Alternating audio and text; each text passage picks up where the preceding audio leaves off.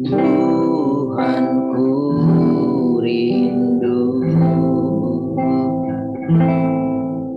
masuk dalam hadirat-Mu. Jiwaku menanti, bawaku mendekat kepadamu dalam kemuliaan yang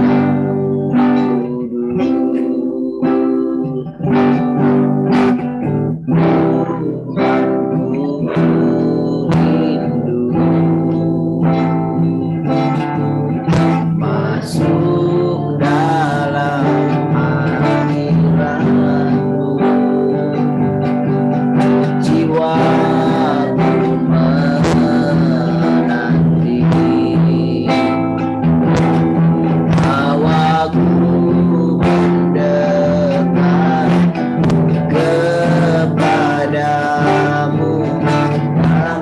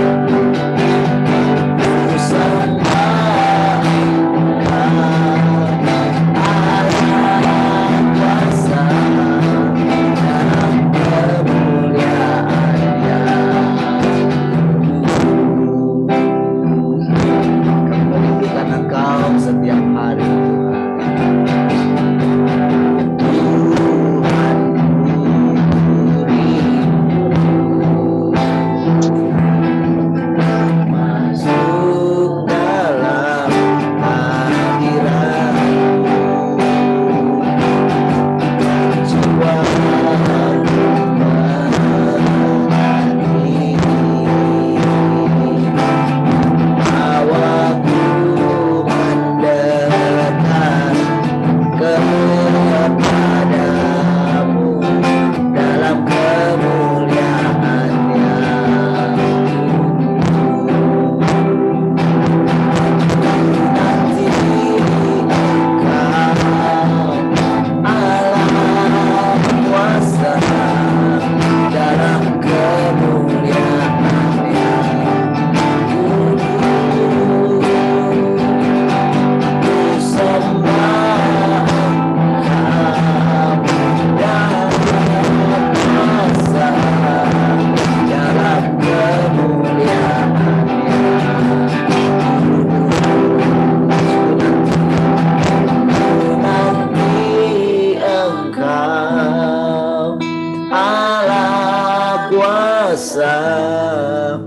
dalam kemuliaan yang kudus. Ku sembah Engkau Allah kuasa dalam kemuliaan yang kudus, dalam kemuliaan yang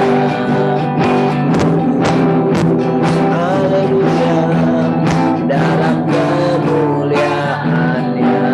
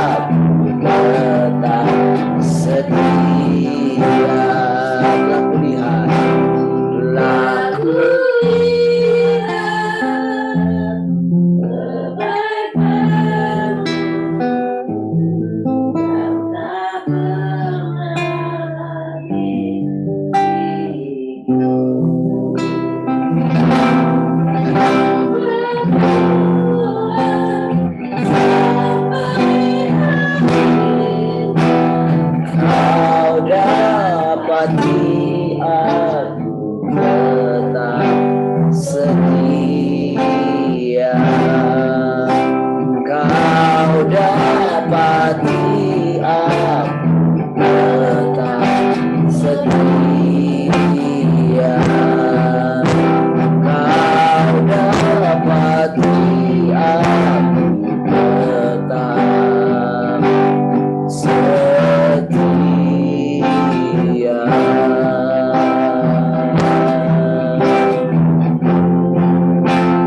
Terima kasih, Engkau hidup dalam kami. Kami hidup dalam Engkau, ya Tuhan. Engkaulah perisai dalam hidup kami. Kau segalanya, Kau segalanya.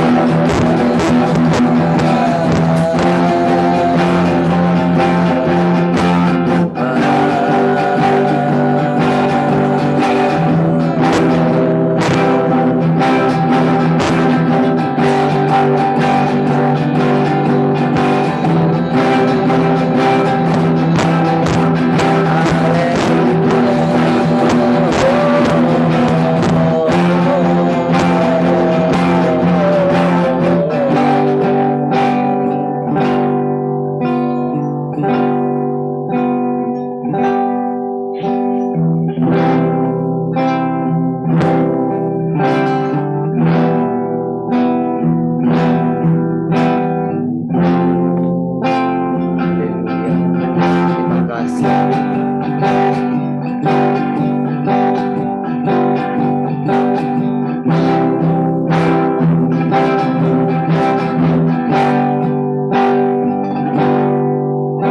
Selain Kau tiada yang lain ada padaku di surga.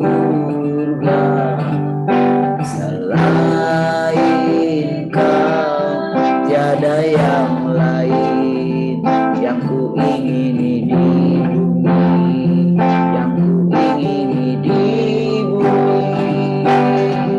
Sekalipun dagingku dan hatiku habis lenyap, gunung batu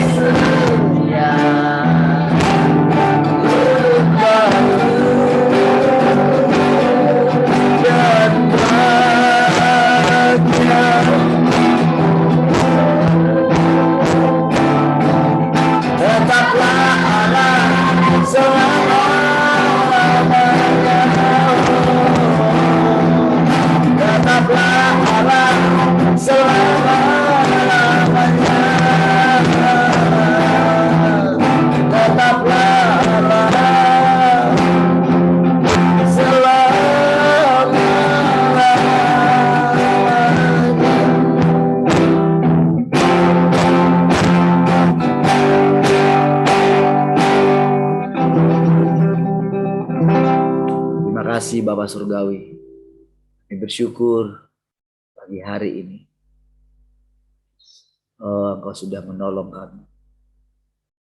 Terima kasih. Kami boleh bersekutu pagi hari ini. Semua karena anugerah. Engkau menampakkan dirimu bagi kami. Itu demi kami juga. Terima kasih. Sehingga penantian kami selama ini ingin memandang Engkau. Memandang indahnya wajah-Mu. Oh, Engkau genapi. Ketika Engkau setiap hari memperlihatkan dirimu bagi kami. Memperkenalkan dirimu bagi kami. Terima kasih ya Tuhan. Kami sangat bersyukur. Haleluya. Terima kasih. Pagi hari ini. Oh, mari kita bersekutu kembali bersama-sama. Oh, lewat persekutuan ini. Kita boleh makan bersama-sama. Terima kasih. Silakan isi hati Engkau nyatakan bagi kami. Oh, terima kasih Tuhan. Engkaulah hidup kami. Oh, mata kami semakin hari semakin jelas. Oh, seluruh indera kami semakin hari semakin jelas memandang Engkau. Terima kasih kami dan seluruh anak-anak kami boleh bersekutu bersama-sama pagi hari. Terpujilah Engkau Tuhan. Mari kita yang mengasihi Tuhan sama-sama katakan. Amin.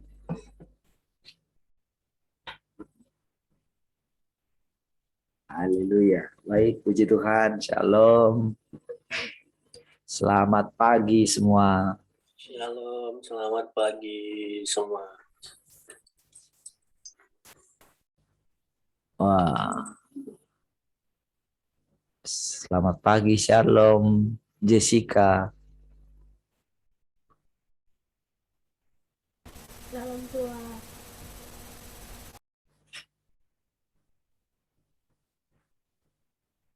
Shalom ya, Bes. Kedengaran?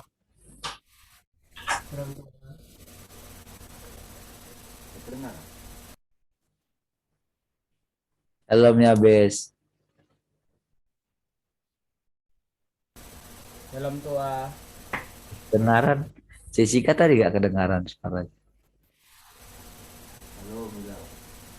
Salam Tuhan. Mukanya senyum dong. Kayaknya dimarahin tuh. Kayak mukanya nggak cerah gitu. Mungkin masih ngantuk kali ya. Nggak tidur lambat kan?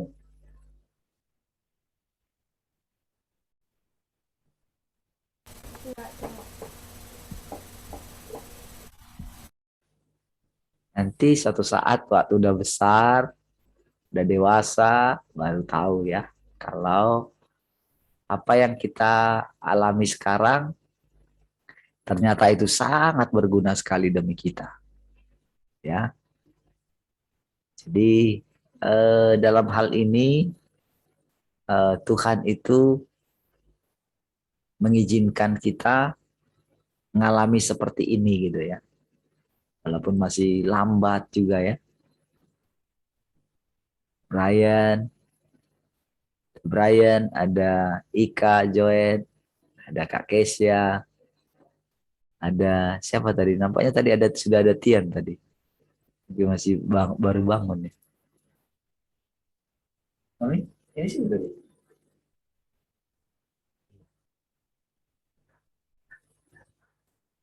Tes dulu. Nggak ada. Oke, baik. Shalom semua sekali lagi ya. Puji Tuhan ya. Ini malah berkurang di Zoom-nya ya. Setelah disemangati tadi malam, malah berkurang. Kita lihat di radio ya. Oh, di radio juga nggak ada.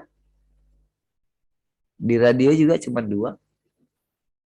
Oh, berarti masih yang lain ketiduran berarti ini.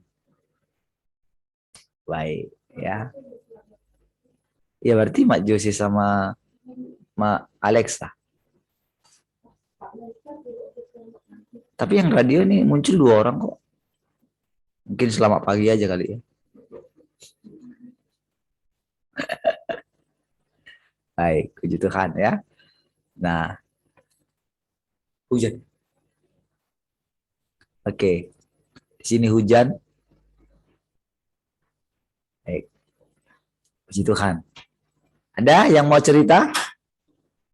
Saya kasih kesempatan. Kemarin kan cuman Pak Twin dan istri saya.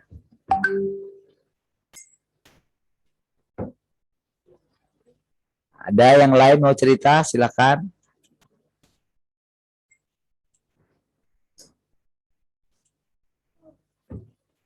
Oh, berarti Pak Nanser dan Jose ya? Atau terputus lagi kali? Sedikit aja. Ya. Oke. Ada yang mau cerita?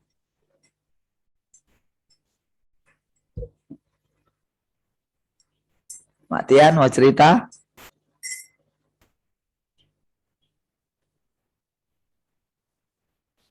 Silakan.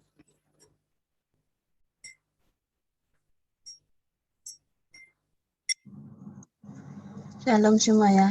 Salam. Mau cerita itu gimana ya, takut. Kenapa takut? Karena setiap didengar firman itu ya, banyak hal sih sering dialamin gitu. Tapi dialaminya itu kadang jadi ini, waktu pernah saya mendengarkan 2 minggu yang lalu itu firman, waktu Bapak berfirman pas hari Minggu gitu. Saya ada fokus mendengarnya, terus dibilang gini, yang cara menghakimi itu malah yang mendekat itu sendiri yang kita lihat yang sering menghakimi kita. Kaget, apakah apa ini selama ini aku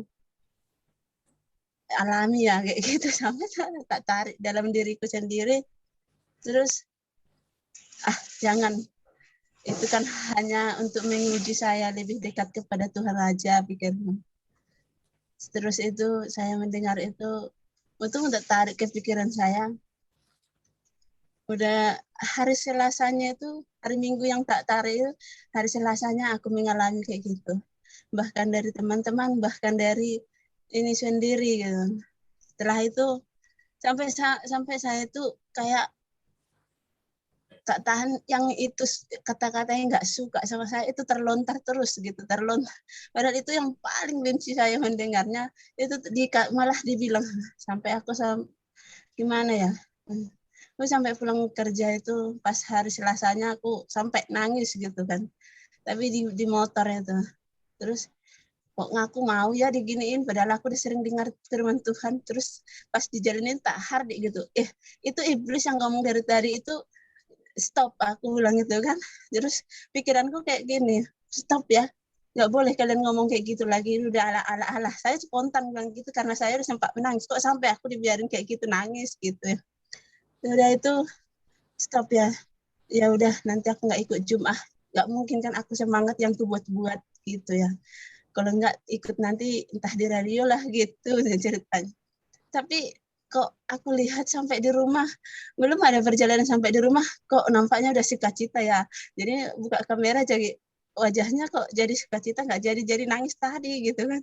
Tapi iya ya Tuhan, itu gimana ya, apa ya Tuhan perbuat sama saya kok sampai segitunya. Tadi sampai 1 hari udah gondok kali, udah ini sebel gitu. Tiba-tiba mau Zoom direncanain, kok nggak ada rencana, kok rencana dia yang ada gitu. Jadi saya enggak ya, jadi ikut Zoom-nya itu jadi di Zoom itu, enggak jadi dari radio, tapi sukacitanya kok jadi udah hilang gitu dengan marah, rasanya sebel itu seharian itu. Iya ya. Kenapa? Iya ya. Kadang kita karena menghidupi Tuhan itu di dalam hidup kita itu karena sering kita tidurkan, makanya tidur. Apakah cuman tadi saya hardik aja cuman langsung hilang bisa begitu saja, saya bilang. Terus yang kemarin itu saya alami, saya renungkan yang Ibu Rahel bilangnya itu ya, anak itu ya. Tapi kok anak itu sayang kali ya bisa mengalami kayak gitu. Saya kok bisa merenungkan hari itu.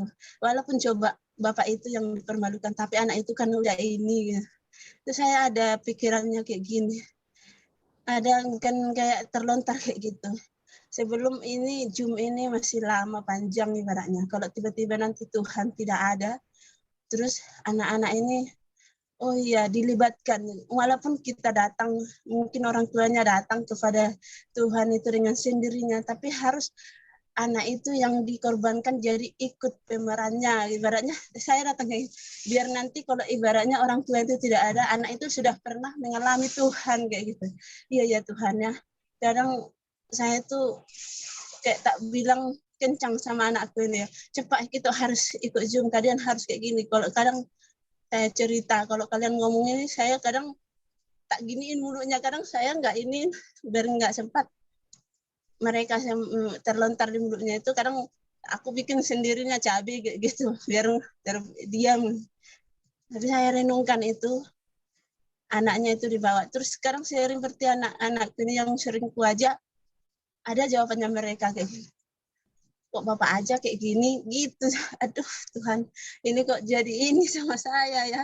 Saya bikin disiplin mereka, kayak mama disiplin dulu dibikin opung itu, kenapa sih kalian nggak bisa, harus kayak gini. Tapi ada jawabannya mereka, jangan melihat kayak gitu, siapa tahu itu kan Tuhan belum memakai mereka, jadi kalian harus, udah saya mendapatkan, harus kalian itu mengalami Tuhan.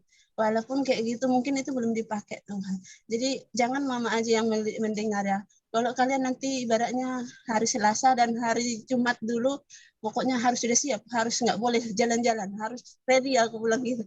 Pulang mama kerja harus sudah siap, mandi makan udah siap, harus sudah ready. Nggak boleh kalau ikut itu jalan. Jadi kalian itu nanti hari biasa pun mama harus bangunkan. Terus ada jawabannya, ya ikutlah bapak, kayak gitu jawabannya saya kayak gitu. Ya udah, ya nanti Tuhan kita sama-sama berdoa, pasti Tuhan pakai bapak. Jadi jangan sampai mengalami nanti kalau kalian pergi merantau, kalian harus bisa mengalami Tuhan dan menolak, bisa itu kalian bisa menghardik kayak iblis datang kepada kalian. Gitu. Puji Tuhan. Puji Tuhan ya. Oke, baik. Ada lagi?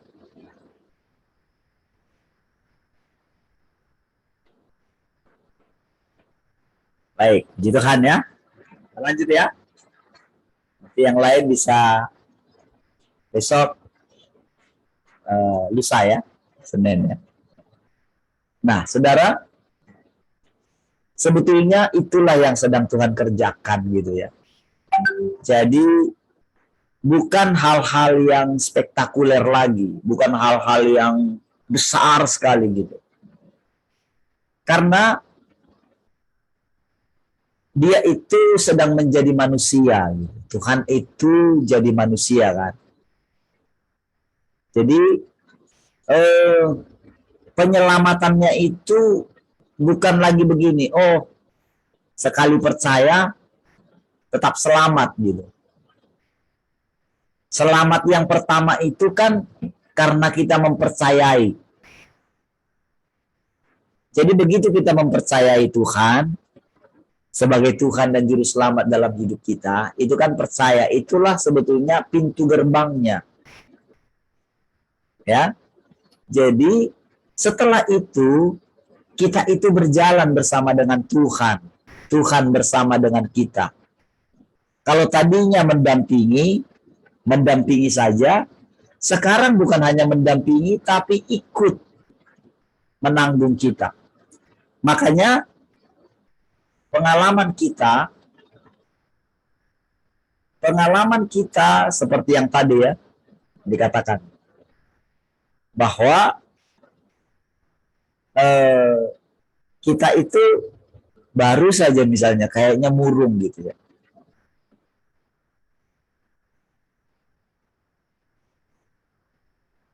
Saya juga walaupun terus namanya merenungkan Tuhan gitu. Entah kenapa pas bangun bisa rasanya entah kemana semua perasaan yang sudah kemarin yang sudah luar biasa itu entah kemana. Seperti rasanya tidak merasakan sesuatu gitu. Nah, tapi pada waktu kita tetap mencondongkan hati kita. Terima kasih Tuhan. Ketika kita berfirman lewat mulut kita. Aku percaya Tuhan Engkau ada di sini. Terima kasih Tuhan aku boleh melewati bersama dengan Engkau. Ketika kita bangun percakapan seperti itu ya. Tadinya kita itu sifatnya selalu begini. Sifatnya selalu menunggu.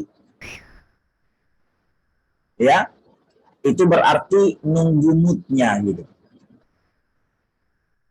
Kalau mood kita lagi baik, lagi sukacita, rasanya kita ya bisa ini. Lagi keadaan kita sukar, kita mencari Tuhan. Tapi kalau lagi kita merasakan bahagia gitu, apakah kita mencari Tuhan? Apakah tingkat lapar dan haus kita akan Tuhan seperti ketika kita sangat membutuhkan Tuhan? Nah, itu penting ya. Dan itu harus kita lewati gitu. Sekalipun tidak ada orang yang menganiaya kita. Kalau tadi kan rasanya kalau kita misalnya mengalami sesuatu yang mungkin membuat kita itu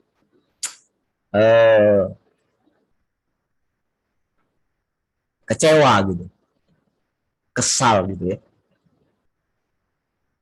Nah, di situ kita ada beberapa responnya, ada yang ya udahlah, males lah. Masa aku dalam keadaan kayak gini menghadap Tuhan kan itu. Karena keadaan hatinya masih seperti itu.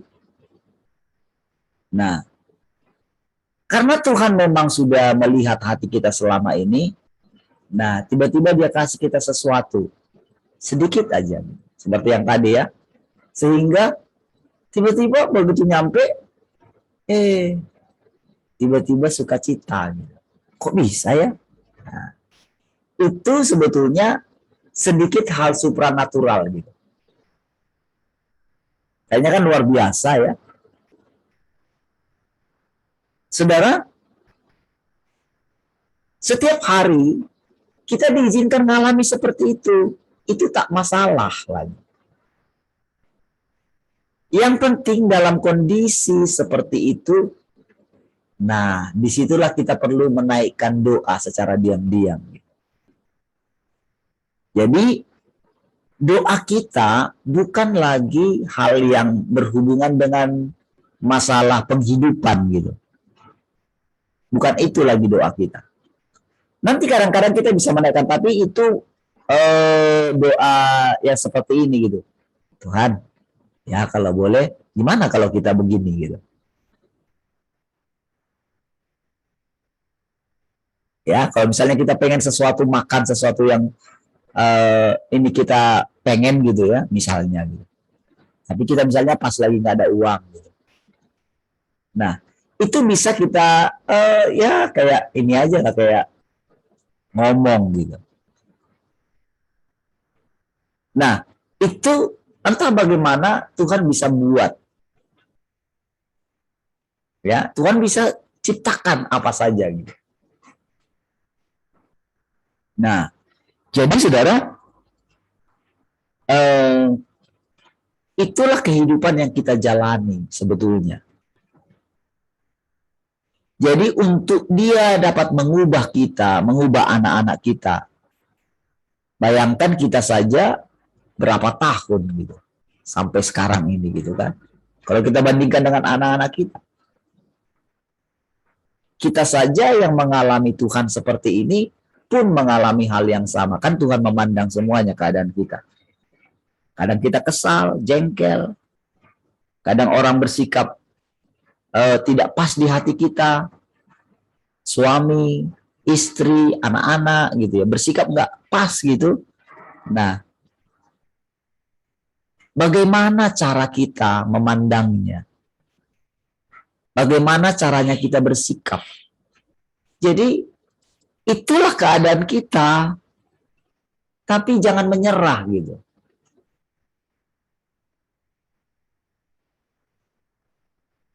Jadi Di dalam diri kita ini, saudara, ada musuh yang sudah berkuasa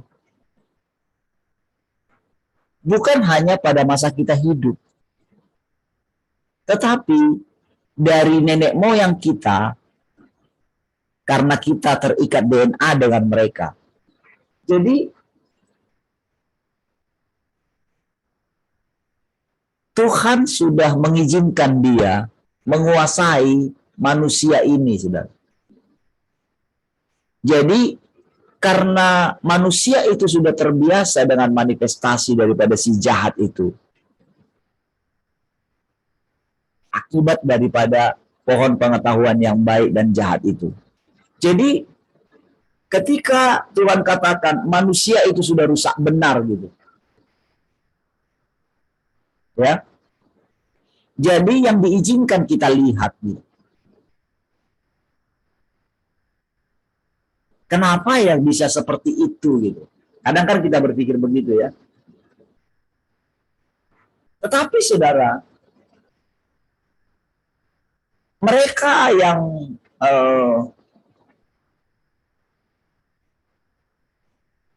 diizinkan kita lihat gitu, tokoh-tokoh yang kita lihat ternyata seperti itu gitu. Sebetulnya Tuhan sedang membantu kita untuk mengetahui betapa rusaknya manusia itu. Jadi kalau firman Tuhan katakan manusia itu rusak, lalu kita menganggap kita nggak rusak benar, nah disitulah kita tidak bisa melihat anugerah Tuhan yang besar itu. Karena apa? Kita merasa diri kita itu sudah lebih baik.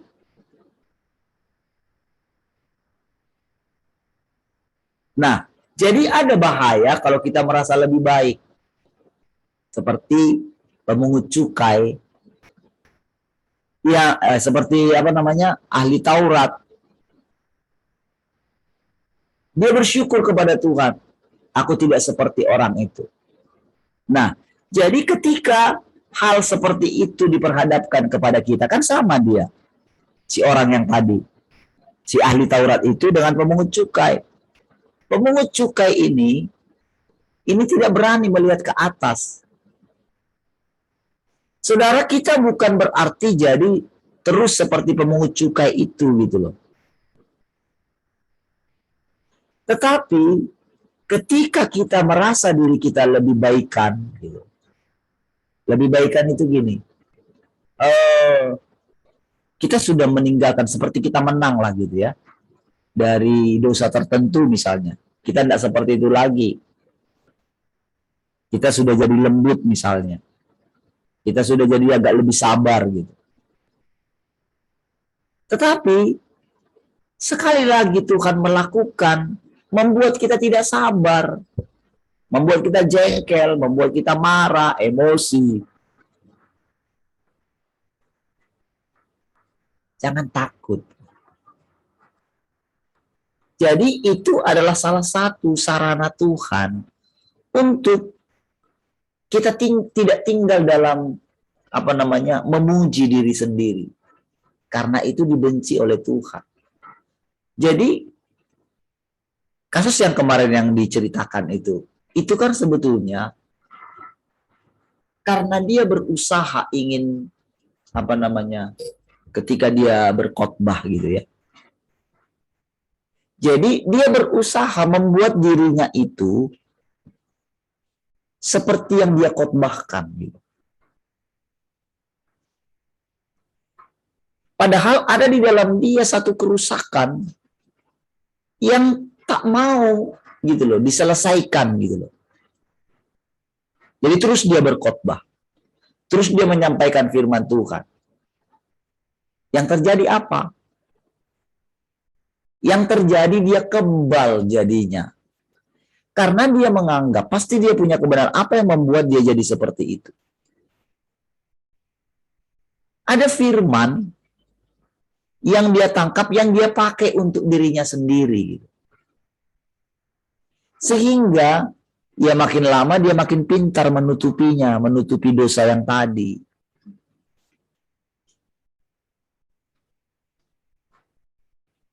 Nah, jadi saudara,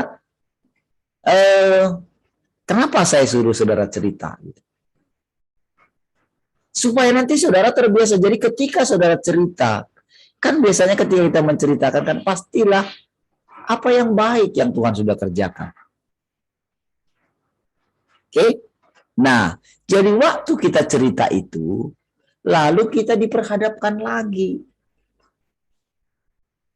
Kita sudah cerita nih. Waktu kita cerita ini, itu di alam roh semua dengar. Oke? Lalu mereka memperhatikan kita. Bagaimana selanjutnya? Jadi saudara, orang yang menyaksikan itu, gitu ya, kalau awal-awal ya orang-orang di alam roh menyaksikan kita, tadinya mereka ini jadi begini, karena mereka pernah mengalami hal seperti kita, di situ mereka belajar. Jadi tepat kan di dalam mereka juga kan ada Tuhan ya yang hidup. Di dalam setiap orang-orang gitu loh, orang-orang kudus itu kan ada Tuhan gitu. Orang-orang yang sudah meninggalkan Tuhan pun tetap ada. Nah, jadi saudara, ketika mereka memperhatikan kita, tadinya mereka mungkin merasa benar, ya, merasa lebih baik dari kita. Tetapi waktu mereka merasa lebih baik dari kita, disitulah mereka kehilangan Tuhan, kehilangan damai. Dari situ juga mereka belajar. Akhirnya mereka mengakui Tuhan sajalah yang benar. Ya, tapi bukan berarti kita jadi terus seperti ini, bukan. Jadi ketika kita mengalami, bahkan kita diizinkan, ternyata kita masih kecewa ya, ternyata kita masih nggak sabaran ya, ternyata kita masih marah ya, atau hal-hal yang lain. Ternyata kita masih gampang melupakan Tuhan ya, ketika kita cerita sama orang, hai gitu ya. Nah, jadi seperti kita melihat lalu kita datang lagi ke hadapan Tuhan gitu. Kita melihat diri kita. Waktu kita ngomong, Tuhan gimana ya kayak gini tuh. Sampai kapan saya terus begini? Rasanya kan kita pengen cepat-cepat lah sudah gitu. Cepatlah sudah selesai lah ini semua gitu.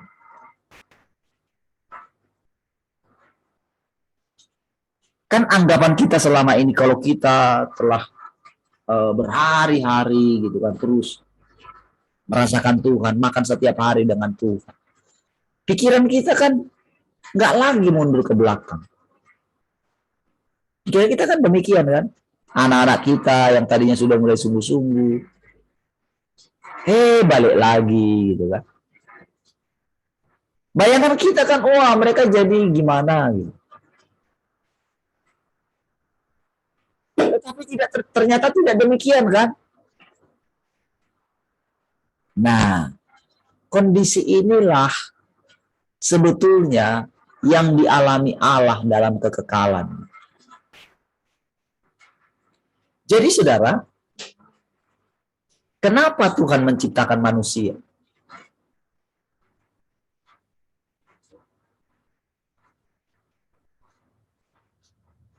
Jadi manusia itu diciptakan sesaat itu dibuat lebih rendah daripada malaikat. Jadi malaikat yang di surga yang sudah hidup jutaan tahun itu saudara, mereka kan sudah pernah mengalami bagaimana terjadi kudeta di surga. Jadi kehidupan di surga itu dulu itu seperti kehidupan yang kita jalani, namun bumi ini dibatasi 6.000 tahun dulu pekerjaannya sampai memulai tahapan yang baru. Ya, ketika dimulai itu tahapan-tahapan itu.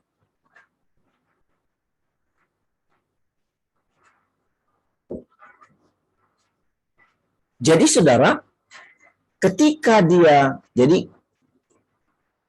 menciptakan manusia, dia pelajari dulu, dia lihat nih, dikasih pilihan. Jadi sebetulnya kan tentang pohon pengetahuan yang baik dan dengan pohon kehidupan, sebetulnya itu ada dalam diri Allah. Kita sudah belajar kan? Mana yang kamu makan? Dua-dua itu pohonnya Allah, karena Tuhan yang kasih. Cuman dia bilang, ini jangan makan. Jadi yang sedang dimakan oleh manusia itu, itulah ketika Lucifer itu jatuh. Jadi sebetulnya dari situ sudah mulai Allah itu, disitulah baru kelihatan gitu loh. Jadi emosinya Allah itu kelihatan, marahnya Allah itu nampak gitu. Kan sejak itulah Allah mulai tidak dimengerti oleh para malaikat-malaikat, karena pada waktu itu kan makhluknya itu yang sepadan dengan dia yaitu malaikat. Jadi orang-orang yang di alam roh itu seperti malaikat kan gitu kan dibilang kan, tidak punya tubuh jasmani, tubuh materi. Ya. Jadi kira-kira ibaratnya gini saudara. Ibaratnya kita itu hanyalah tanah gitu. Ibaratnya. Jadi ketika dimasuki rohnya Allah plus tanah ini, jadilah manusia. Berarti kita ini rapuh sebetulnya. Oke, dia lihat perjalanannya. Jadi sebetulnya walaupun mereka itu pilih pengetahuan baik dan jahat itu belumlah sebetulnya, itu hanya pilihan. Mari kita mulai permainan ini, kira-kira begitu. Tapi permainannya ini serius. Walaupun cuma game, sekarang kan itu game sekarang itu dibuat seperti menjadi nyata. Sehingga orang itu terlibat benar-benar di dalamnya. Sekarang kan aplikasi-aplikasi kan sampai sedetail itu.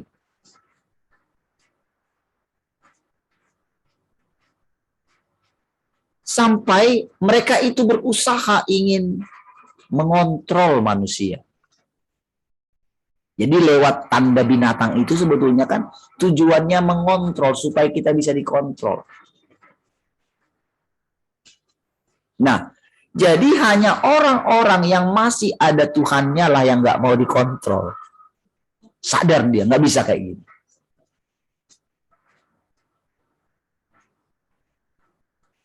Jadi dalam hal ini, saudara, kita tidak bisa, jadi kalau misalnya mereka sudah pilih itu, dalam hal itu kita tidak bisa, oh berarti saya lebih baik dari mereka. Tidak bisa, nanti kita mengalami banyak hal gitu yang terlalu pahit gitu. Jadi penderitaan yang kita alami, saudara, itu sebetulnya kenapa kita harus menderita? Karena perasaan kita yang merasa lebih baik daripada yang lain. Nah, itu masalah yang besar bagi kita. Ya, ini saudara, Tuhan mulai gini saudara, menyingkapkan kepada kita supaya kita boleh menikmati setiap hari apa saja yang terjadi. Mau suami belum berubah, mau anak-anak belum berubah rasanya, kita harus marah. Jangan takut kita marah, lalu rasanya kita kehilangan damai sejahtera. Kita marah karena kita berhak marah kepada anak kita, karena itu diminta Tuhan dari kita.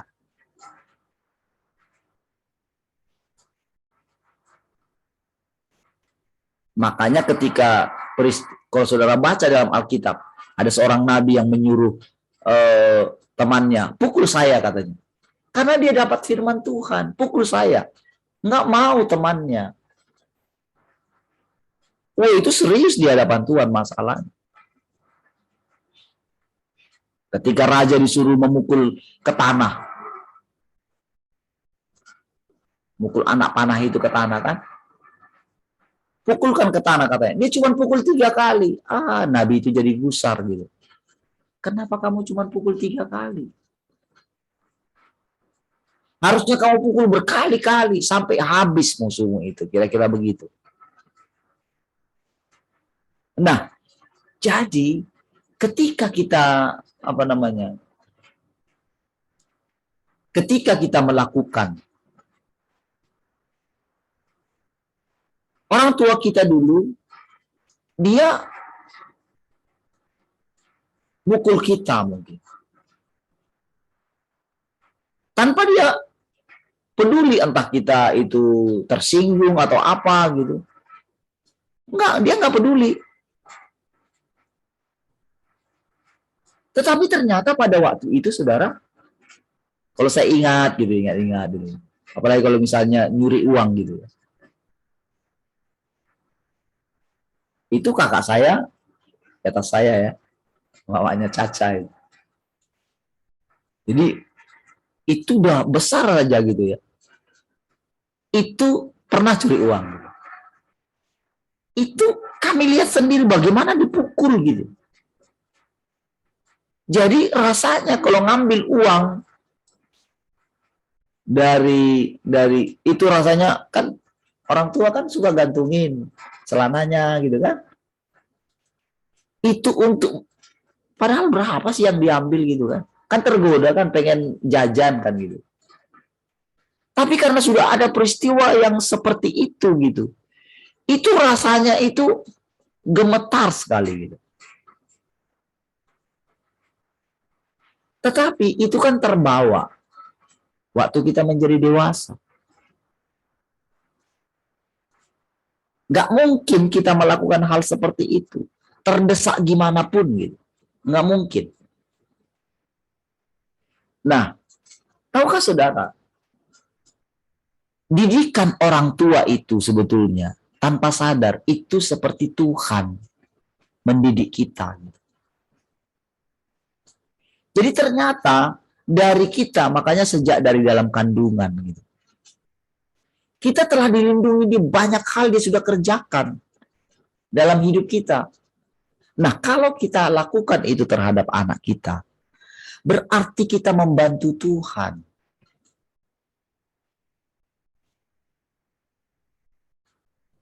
Supaya mereka tidak sulit nanti ketika tahapan berikutnya Tuhan mengerjakan mereka. Karena kan mereka itu bagian kita. Rasanya saudara, kita merasakan, kita tarik nafas gitu sampai rasanya, udahlah gitu. Capek kan rasanya gitu kan. Tahukah saudara, itulah yang dialami Tuhan berkali-kali menangani manusia. Jadi sebetulnya, kenapa sampai dikatakan kita itu dirampas ya? Jadi saudara, setiap kali saudara mengalami hal-hal seperti itu, jangan mundur gitu. Tarik nafas aja. Tarik nafas, sudah. Semudah saudara melemparkan batu dengan kuat gitu ya. Kan orang yang lagi stres berat, psikologinya itu kalau menolong dia secara psikologi itu, disuruh naik ke gunung gitu, teriak gitu.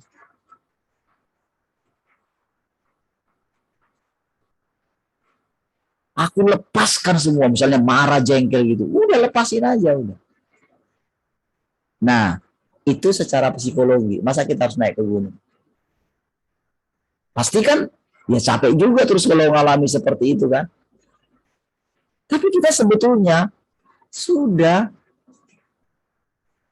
semudah saudara menarik nafas, semudah itu saudara melupakannya harusnya.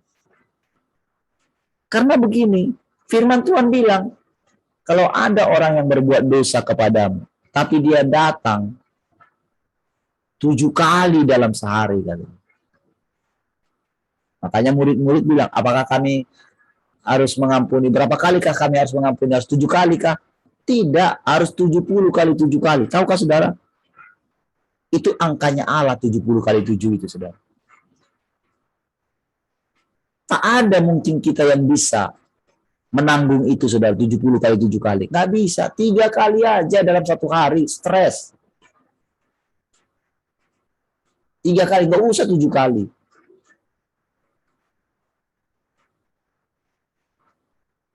Makanya yang Tuhan minta dari kita itu sedikit aja. Waktu kita tidak membenarkan diri kita setiap kali. Godaannya yaitu kita diperhadapkan dengan orang-orang yang tidak lebih baik dari kita. Itulah godaannya. Kan karena saya itu ketika keluar itu karena melihat kemunafikan kan sebetulnya. Kemunafikan di dalam para hamba Tuhan gitu. Ketika melihat ya orang-orang yang saya istilahnya saya anggap sudah lebih baik harusnya tidak munafik, ternyata benar-benar munafik gitu. Kan itu perenungan saya. Kalau seandainya kami ini benar, kan karena saya kasihan gitu terhadap para pendoa yang sudah habis-habisan, tapi tak dihargai gitu. Rasanya itu sakit karena pendoa itu kan diri saya kan gitu. Sama seperti Musa. Ketika dia melihat penderitaan bangsanya gitu loh. Sementara dia orang Ibrani. Nggak mungkin dia tega menikmati makan enak gitu ya. Di istana. Sementara rakyatnya sendiri. Itu kan bagian dia. Dia nggak bisa pungkiri. DNA dia. DNA-nya Allah gitu. Itulah membuat dia ingin menolong. Saudara, tahu nggak saudara? Setiap kali saudara, saya kalau pergi kemana gitu ya, saya pengen rasanya berjumpa dengan para pendoa-pendoa yang dulu. Itu diharapkan jauh di dalam hati saya. Karena saya tahu orang-orang ini tulus gitu. Saya tahu kalau mereka ini ada di tempat ini gitu ya. Oh, rasanya orang-orang ini. Karena apa? Karena orang-orang ini adalah orang-orang yang tulus, punya waktu yang lama. Karena keinginan yang disuntikkan oleh si iblis lah. Keinginan menikah, keinginan hidup yang lebih baik. Coba saudara perhatikan, coba saudara lihat-lihatlah, hitung-hitunglah para pendoa-pendoa kita dulu yang tulus gitu. Dengan siapa mereka menikah? Kalau boleh saya simpulkan gitu ya. Karena saya udah banyak ketemu gitu dengan orang-orang ini. Pendoa-pendoa yang militan itu. Menikah itu dengan orang-orang yang nggak sungguh-sungguh kebanyakan. Dengan orang HKBP yang masih mabuk. Iya beneran saya bilang.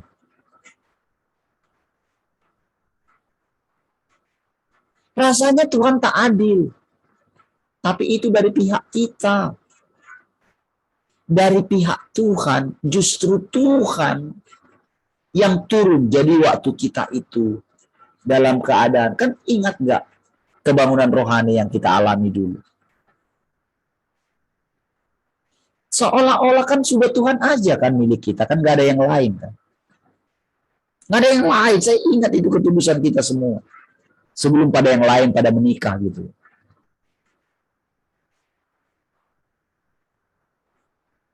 Oh, itu rasanya bisa berjam-jam di menara. Wah, ketemu dengan orang salib. Wah, itu surga sudah gitu.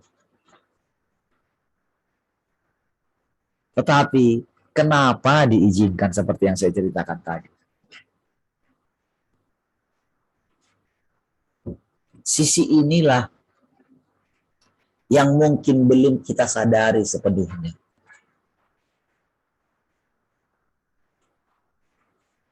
Saya tahu saudara suatu saat saudara, orang-orang ini, mau gimana pun mereka, saya sangat yakin. Karena ada roh Allah dalam mereka. Makanya saudara, Tuhan katakan kepada Petrus, kalau engkau sudah insaf. Insafnya itu kapan? Berkali-kali dia insaf, saudara. Tetapi saudara, ketika dia menjadi dewasa itu, saudara, tua gitu ya, itu pelayanan Paulus itu sudah sangat mendunia, saudara. Jadi saudara, ibaratnya begini, saudara. Pengikutnya Paulus itu sudah lebih banyak daripada pengikut dia. Dia itu seperti sudah dikata-katai orang di luar gitu. Petrus mah dia sekarang sudah jadi gembala lah, soko guru lah. Oh, itu perkataan Paulus itu nyinyir banget loh, saudara.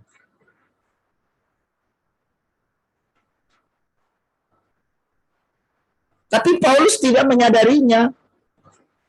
Tetapi itu Tuhan izinkan untuk menguji sekali lagi Petrus ini, saudara. Di mana hatinya? Apakah dia menjadi anak yang sulung? Anak yang sulung itu, saudara, kadang-kadang, saudara, anak sulung itu, kenapa sih aku harus jadi kakak gitu? Karena apa? Dituntut untuk menjadi teladan gitu. Sama lah seperti anak pendeta kan. Saya sadar kalau misalnya saya bilangin anak saya, gak enak lah jadi anak pendeta gitu. Kan harus dilihat orang, jadi contoh gitu. Kalau misalnya, ya namanya anak-anak suka main game gitu. Ketika dibilang, siapa yang mau dilihat teman-temanmu? Kan pastikan anak pendeta. Tapi dia tahu dia berjuang untuk itu. Namanya orang terikat. Bagaimana? Tapi kan kita sebagai orang tua kan kita sadar bahwa itu sangat membunuh mereka.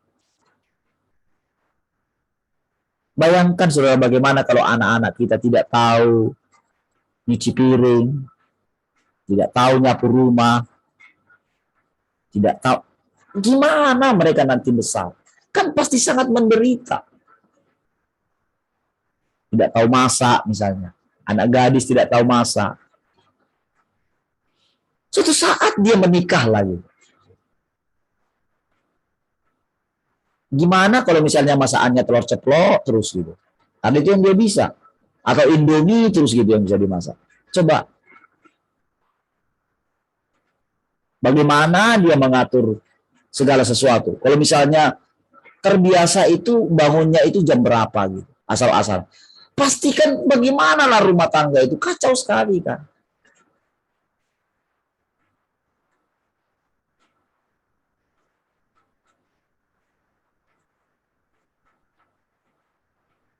Itu kita lihat sendiri. Ya karena istri saya dididik oleh mertua saya seperti itu. Harus bangun jam segitu. Semua ini kelihatan gitu. Nah, itu juga lah sebetulnya yang kita didik terhadap anak-anak kita. Jadi rasanya bagi kita itu menjengkelkan gitu. Tetapi kita mesti alami. Karena tahu nggak? Tuhan sudah lebih dahulu mengalami seperti itu. Dia harus marah, dia emosi. Jadi ketika Musa bilang sama Tuhan, ketika disuruh dia yang memimpin gitu, nggak mau dia gitu. Disuruh malaikat yang berjalan di depan, nggak mau. Ketika mau dilenyapkan semua bangsa Israel gitu kan, nanti aku akan tinggalin, pokoknya kamu aja dan keturunanmu katanya kan. Wah, apa nanti kata bangsa-bangsa yang lain? Itu yang dia ngomongin, memang betul. Sehingga keluarlah perkataan sebetulnya, loh itu ciptaanku, aku suka-sukaku, kira-kira gitu.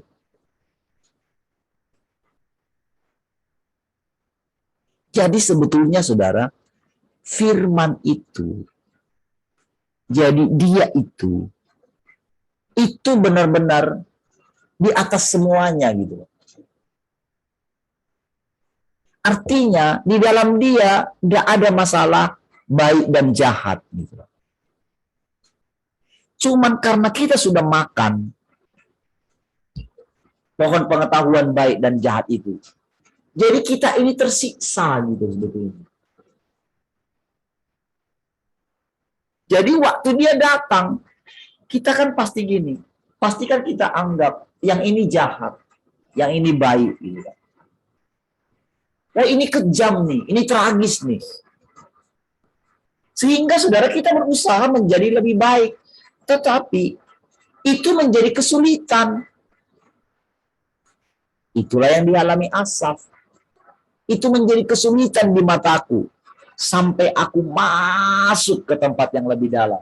Seperti hewan aku di hadapan dungu. Bodoh. Dungu itu bahasa paling rendah daripada bodoh gitu.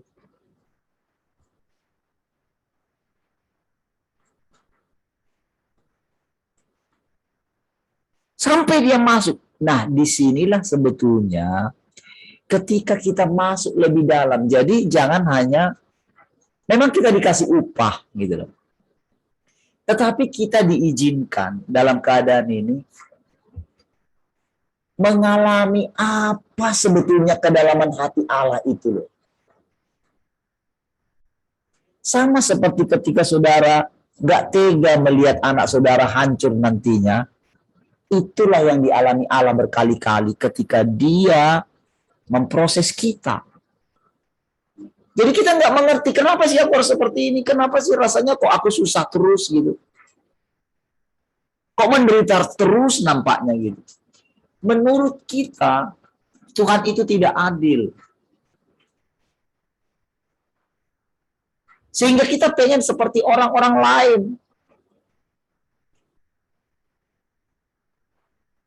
Kan itu kan saya alami kan. Berapa lama saya menggembalakan saudara. Sampai saya mau melarikan diri kan. Karena apa? Saya nggak lihat hasilnya.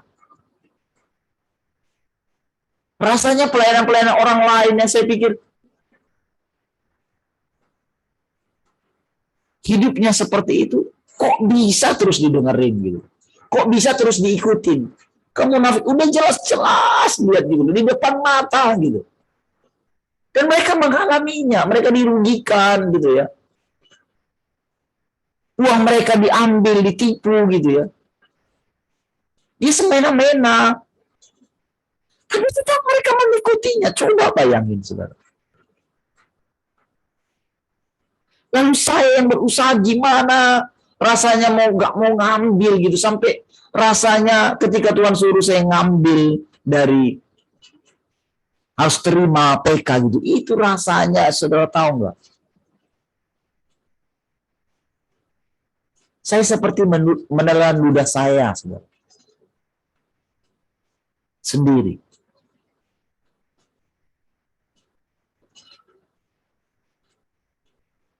Itu yang berkali-kali saya bilang sama Tuhan, udah Tuhan biarin aku kerja gitu. Tapi jawabannya itu menghancurkan saya. Jadi maksudmu, aku nggak sanggup pelihara kamu. Benar-benar juga saya rasakan gini. Iya. Berarti kan saya nggak percaya. Tetapi saudara, begitu melihat sekarang 278 hari ini, saudara, ada satu kepuasan gitu. Melihat saudara datang setiap hari. Saudara juga mengalami hal yang sama, diproses, dibersihkan. Saudara mengalami, sudah banyak sekali kalau saya katakan. Itulah satu kebahagiaan. Jadi apa yang dulu penderitaan yang saya anggap dulu menderita itu, ketika dibandingkan dengan sekarang, hilang semua saudara. Seperti seorang ibu yang melahirkan anak. Segala penderitaan mati dan hidup. Tadinya itu saudara. Hilang ketika melihat anaknya menangis. Dikeluarkan gitu. dilahirkan. Seperti itulah kita, saudara. Rasanya kita seperti sakit bersalin lagi, diizinkan. Tapi ketahuilah, saudara, Tuhanlah yang sakit bersalin di dalam kita. Dia hanya pinjam tubuh kita ini, saudara. Kita boleh dengan mudahnya begini. Oh, terima kasih Tuhan. Semudah kita menarik nafas kita. Semudah itulah kita selesai. Jadi saudara, yang kita alami sekarang ini tujuannya bukanlah hal-hal yang indah, saudara, saja.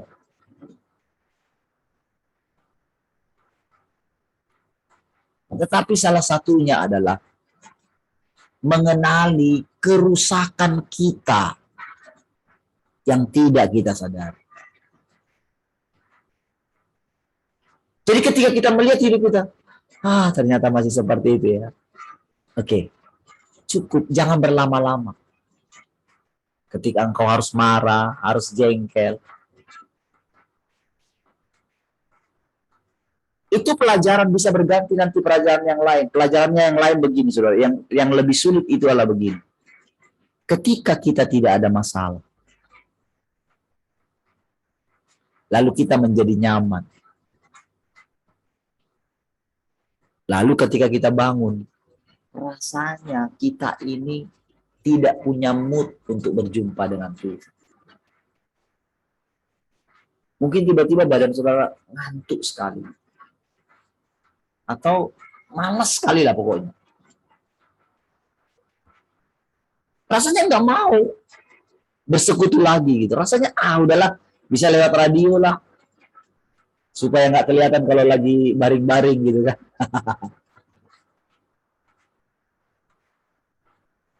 Kalau lagi sambil masak gitu kan. Atau lagi terlambat bangun gitu kan. Udahlah nggak usah, nanti kelihatan nanti. Baru muncul, berarti terlambat. Kayak nanti dapat nilainya jelek gitu.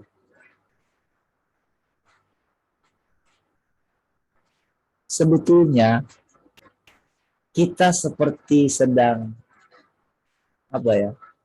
malu ketemu Tuhan.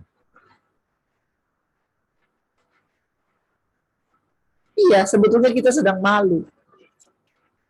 Tapi apakah Tuhan itu malu? Enggak, saudara. Justru itu yang dia butuhkan, keterus-terangan kita gitu loh.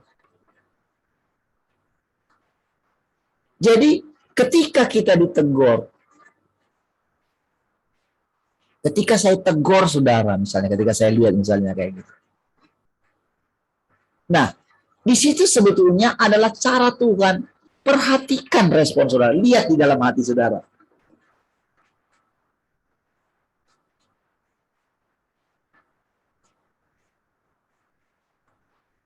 Bukankah saudara merindukan masa-masa ketika bersama dengan orang tua saudara dulu? Diajarin, dicerewetin gitu. Mana lebih enak, ada yang cerewetin daripada tidak ada, udah dibiarin gitu. Udahlah sakarap mulai. Itu kan berarti udah capek sekali orang tua. Jadi ketika kita diperhadapkan dengan anak-anak kita, anak-anak ini kan bukan orang lain yang kita doakan, kita layani gitu kan. Kalau dulu kan, wah kalau perjuangan istri saya mengunjungi anak FA-nya, cerita ini anak FA saya dulu. Sama seperti yang dilakukan oleh ketua FA-nya kepada dia dulu, ya dia ngalami juga.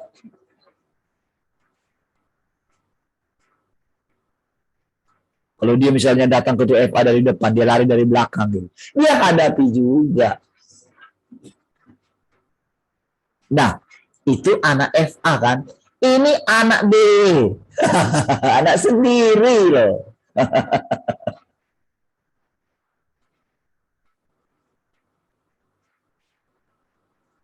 Itu saudara, kenapa saya ini dengan jelita gitu ya. Karena saudara, suatu saat saya Gini saudara, saya pandangin anak-anak saya ya. Yang tak sempat saya nikmati kembar gitu. Nah saya gendong gitu. Tapi saya lupa momen-momen dulu ketika mereka, wah, saya ajari. Dalam hati saya begini, pengen lagi yang ngalamin. Jadi setiap kali saya pandang anak-anak saya ya, saya ingat gitu. Kalau Kesia kan cukup menikmati ya. Di masa itu Kesia ini teman sepantaran saya belum banyak yang nikah gitu. Jadi waktu Kesia lahir belum banyak anak-anak yang ini gitu. Jadi wah dia digendongin semua kalau dibawa ke gereja. Wah.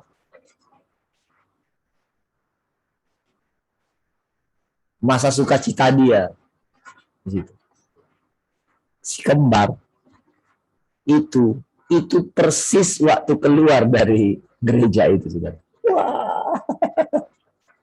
Saya ingat pertama kali ketika pulang kampung itu kan mengungsi ke Malang ya. Itu saya rasanya ketika saya lihat tidurnya gitu, wah, gila. Itu saja yang saya ingat. Jadi saudara ketika saya ini ya masuk ke dalam kehidupan, ya jelitalah bermain dengan dia, bahkan kadang dia berani tidur di samping saya gitu. Biasanya mana mau gitu. Jadi kalau main lihat handphone gitu, sama-sama lihatnya gitu. Samping saya gitu. Kadang dideketinnya kepalanya ke kepala saya gitu. Saya kayak gitu. Saya benar-benar tahu nggak saudara? Seperti itulah kita dengan Tuhan kita, dengan Allah gitu. Dengan berbagai macam cara. Kadang dia sebagai ibu, sebagai bapak, sebagai kakak sulung kita. Jadi walaupun dikatakan Yesus itu kakak sulung, itu dia juga sebetulnya. Bukan berbeda itu. Dia juga, Tuhan itu sendiri. Jadi dia nggak terbagi-bagi. Cuman cara dia.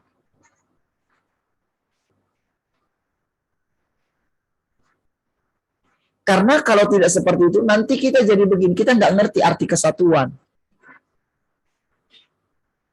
Jadi walaupun dikatakan dia turun bersama dengan orang kudus.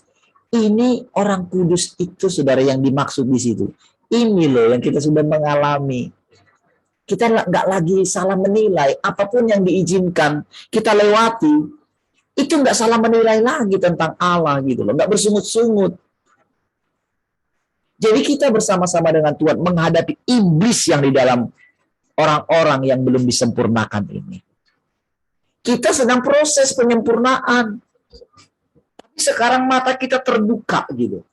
Terbuka dalam arti apa yang kita alami itu yang dialami oleh Tuhan gitu loh.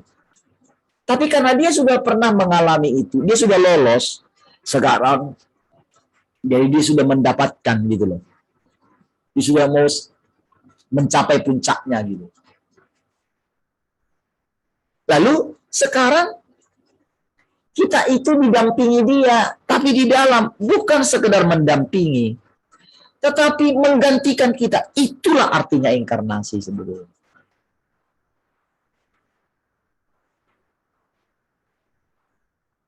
Ya, menggantikan kita.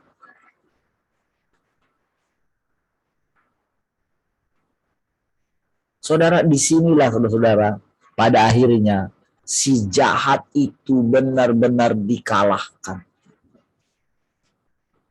Jadi hal yang ingin dicapai dia dalam diri kealahan gitu. Kan dia ingin menyamai yang maha tinggi. Karena dia iri.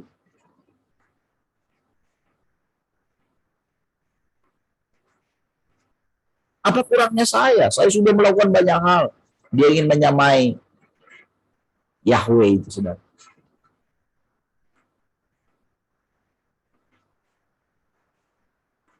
Jadi ketika Tuhan mengambil tempat yang paling rendah menjadi manusia. Dan sekarang, saudara, di tengah-tengah kerusakan yang paling rusak itu, saudara, sekali lagi dia datang. Itulah kedatangan Tuhan yang kedua. ketika dia datang, sanggupkah kita berdiri? Jadi saudara, sekarang bukan masalah lagi karena dosa kita lagi, bukan. Sekarang adalah masalahnya dia sendiri sedang berperang melawan si jahat, tapi bukan menghancurkan pakai kuasa, tapi lewat kehidupan kita. Kita nggak bergeming, kita tidak bersungut-sungut ketika kita menghadapi. Lolos justru. Bukankah nanti ketika kita menjadi tua dalam arti umur ya, bukankah anak-anak kita akan meninggalkan kita? Lalu mereka menikah. Apakah kita masih bisa tidur dengan mereka?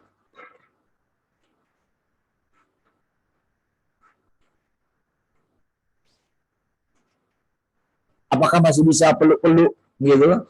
Kalau istri saya masih bisa, saudara. Kalau pulang tidur dengan bapak masih bisa, saudara. Masih bisa, karena nggak tabu sama mereka. Kita orang Batak aja yang tabu. Om Tuin mungkin sama ibu bisa masih. Kalau kita orang Batak kan tabu kan. Mereka bisa. Dan biasa gitu. Nggak ada masalah gitu.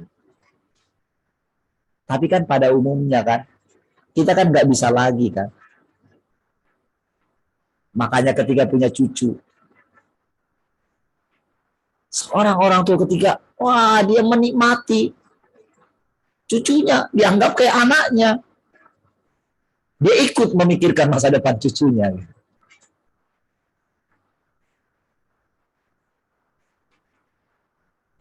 Jadi saudara, apa yang kita jalani sekarang gitu, dengan anak-anak kita? Rasanya kita ini, gimana gitu. Jangan menyerah ya. Jangan menyerah. Seperti itulah nanti keluarga-keluarga di luar sana melihat Allah nyata di dalam keluarga kita.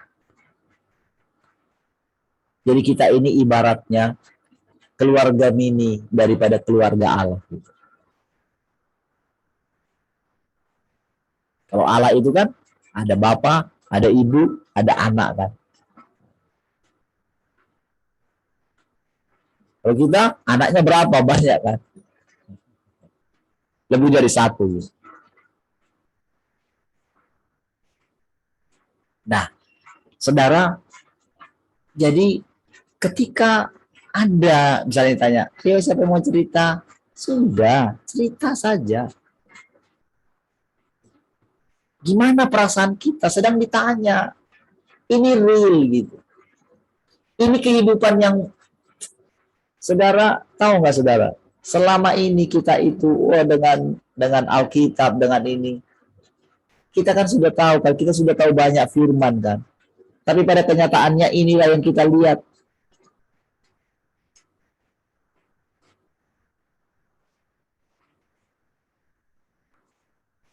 Sekarang kita menghadapi kehidupan yang nyata gitu. Kehidupan yang nyata. Jalani saja.